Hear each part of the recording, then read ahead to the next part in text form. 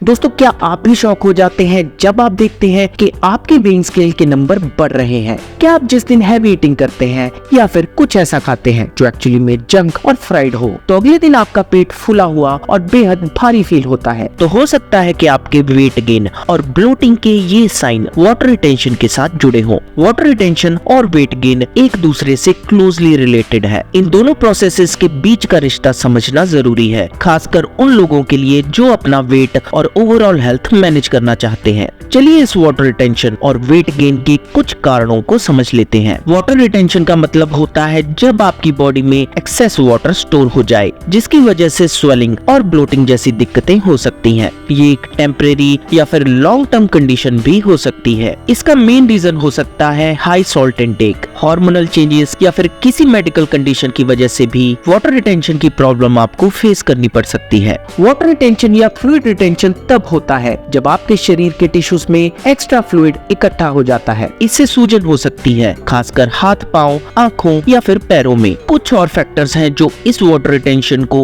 और ज्यादा इंटेंस बना सकते हैं। आइए इन्हें एक एक करके समझते हैं। सबसे पहले नमक या फिर सोडियम इनटेक की वजह से। ज्यादा सोडियम या फिर नमक खाने से भी हमारी वाटर रिटेंशन की प्रॉब्लम और ज्यादा वर्स हो सकती है। नमक जो हमारे खाने का एक इम्पोर्टेंट हिस्सा है, लेकिन जब ये जरूरत से ज्यादा लिया जाए तब ये हमारे शरीर में सोडियम लेवल को बढ़ा देता है। अब क्योंकि हमारा शरीर इस सोडियम लेवल को डाइल्यूट करने के लिए शरीर में ज्यादा पानी होल्ड करने लगता है। इसी बढ़े हुए सोडियम लेवल की वजह से हमारे शरीर में ज्यादा पानी स्टोर होने लगता है, जो कि फिर अल्टीमेटली वाटर रिटेंशन यानी एक्सेस फ्लूइड एक्युमुलेशन का कारण बन जाता है। जब ये एक्सेस पानी हमारे टिश्यूज में जमा हो जाता है तब हमारे हाथ, पैर या चेहरे में स्वेलिंग या फिर सूजन दिखने लगती है। ये एक टेम्परेरी कंडीशन हो सकती है या फिर लॉन्ग टर्म भी, और इसका असर हमारी ओवरऑल हेल्थ पर भी हो सकता है। नमक के इंटेक का कंट्रोल ना होने पर high blood pressure, heart disease और किडनी प्रॉब्लम का रिस्क बढ़ सकता है। Next reason for water retention could be hormonal changes. Hormonal changes जैसे कि फीमेल्स में पीरियड के दौरान, प्रेगनेंसी के वक्त या फिर मेनोपॉज के टाइम पर वाटर रिटेंशन की कंडीशन वर्स हो सकती है। हार्मोन्स जैसे कि एस्ट्रोजन और प्रोजेस्टेरोन, इनके लेवल्स फ्लक्चुएट होने पर हमारे सोडियम और वाटर रिटेंशन का लेवल भी बढ़ सकता है। इससे ना ही हमारे हाथ पैरों में सूजन या ब्लोटिंग हो सकती है, बल्कि ये हमारे मूड स्विंग्स और क्रेविंग्स या दूसरे साइंस भी पैदा कर सकता है। इस समय में सभी फीमेल्स को अपनी डाइट, अपने हाइड्रेशन लेवल और लाइफस्टाइल पर एक्स्ट्रा ध्यान देना चाहिए ताकि इन हार्मोनल चेंजेस का असर कम किया जा सके। इसके अलावा अगर किसी को लगता है कि हार्मोनल इम्बैलेंस की वजह से उनकी वाटर रिटेंशन और वेट गेन की प्रॉब्लम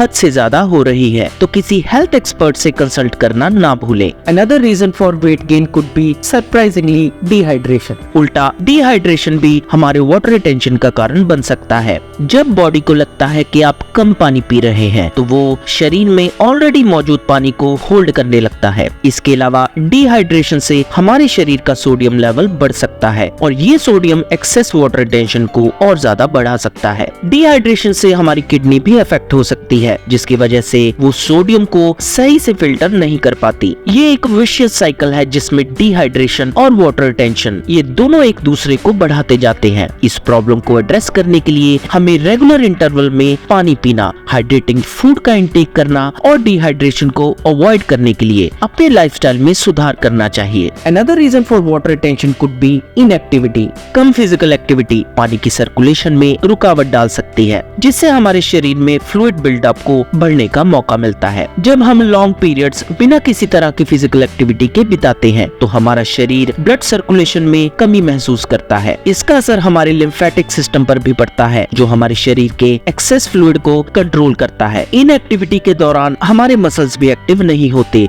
और वो इस कारण से एक्सेस सोडियम और वाटर को एलिमिनेट करने में कमजोर हो जाते हैं। अल्टीमेटली हमारे टिश्यूज में एक्स्ट्रा फ्लूइड जमा हो जाता है, जो वाटर रिटेंशन का कारण बन सकता है। इन एक्टिविटी से आने वाली स्वेलिंग या फिर एडिमा, जिसे कॉमनली हमारे पैरों में देखा जा सकता है, और ये एक नॉर्मल सिम्टम है। ये एक साइकिल को ट्रिगर करता है जिसमें इनएक्टिविटी से हमारा वाटर रिटेंशन बढ़ता है और इसी वाटर रिटेंशन से फिर से इनएक्टिविटी और ज्यादा बढ़ जाती है। इस प्रॉब्लम का सोल्यूशन पाने के लिए रेगुलर फिजिकल एक्टिविटी को अपने लाइफस्टाइल का एक बड़ा हिस्सा बनाने की जरूरत है। अब बात करते हैं वाटर रिटेंशन से निपटने के तरीकों के बारे में। हाई सोडियम वाले फूड जैसे कि प्रोसेस्ड और पैकेज्ड आइटम को अवॉइड करना चाहिए, क्योंकि इनमें ढेर सारा हाई सॉल्ट कंटेंट होता है। हमेशा ध्यान रखें कि आप सही क्वांटिटी में पानी पिए। ये शरीर को सिग्नल देता है कि शरीर को एक्स्ट्रा पानी की जरूरत है। रेगुलर वर्कआउट करना वाटर रिटेंशन, हमारी ओवरऑल हेल्थ और वेट मैनेजमेंट में भी मदद करता है। फ्रूट्स, वेजिटेबल्स और होल ग्रेन से भरे फूड्स पानी के बैलेंस में मदद करते हैं। हार्मोनल चेंजेस को समझना और मैनेज करना, ये भी वाटर रिटेंशन को कम करने में मददगार होता है, खासकर फीमेल्स के लिए। कुछ केसेस में जब वाटर रिटेंशन किसी मेडिकल कंडीशन से जुड़ा हो तो हेल्थ केयर प्रोफेशनल्स आपको डायरेटिक्स या कुछ और दवाइयाँ प्रिस्क्राइब कर सकते हैं। तो दोस्तों, कैसी लगी आज की वीडियो प्लीज कमेंट करके जरूर बताएं और मैं जल्दी मिलूंगा आपको अपनी नेक्स्ट वीडियो के साथ। लेकिन आप नहीं जान पाएंगे मेरी नई अपलोडेड वीडियो के बारे में जब तक आप प्रेस नहीं करेंगे सब्सक्रिप्शन के साथ बेल का आइकन। तो जैसे ही दबाएंगे आप बेल का आइकन, आपको आएगा अलर्ट मेरी हर नई वीडियो का। तो जल्दी से प्रेस कीजिए सब्सक्रिप्शन और नोटिफिकेशन का बटन। मैं जल्दी मिलूंगा आपको अपनी नेक्स्ट वीडियो के साथ।